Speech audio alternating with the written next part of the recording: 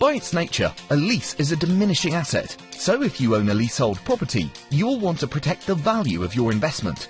Fortunately, under the terms of the Leasehold Reform Act, you can compel your freeholder grant you a 90-year extension and to reduce the ground rent to zero in return for the payment of compensation.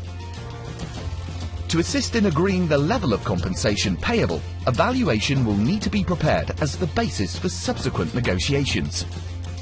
Your surveyor will first need to establish the capital value of your property with a long lease.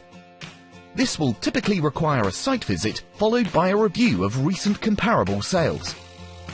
Under the terms of the Act, the valuation must disregard any changes to the property, since the lease was granted to ensure that you're not penalised for having made improvements or extended. Once the long lease value is confirmed, the three elements which make up the compensation figure can be calculated. These are 1. The current value of the ground rents payable under the existing lease. 2.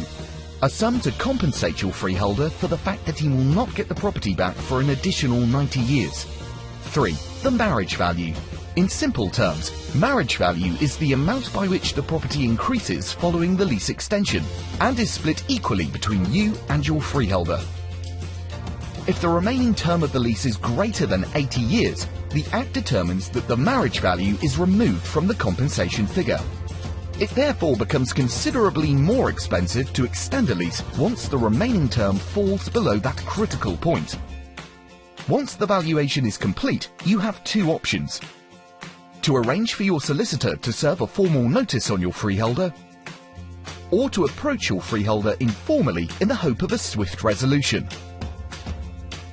Our specialist chartered surveyors are available to advise you on the cost of extending, how best to proceed, and to negotiate with your freeholder's surveyor with a view to securing you an extended lease at a fair and reasonable price.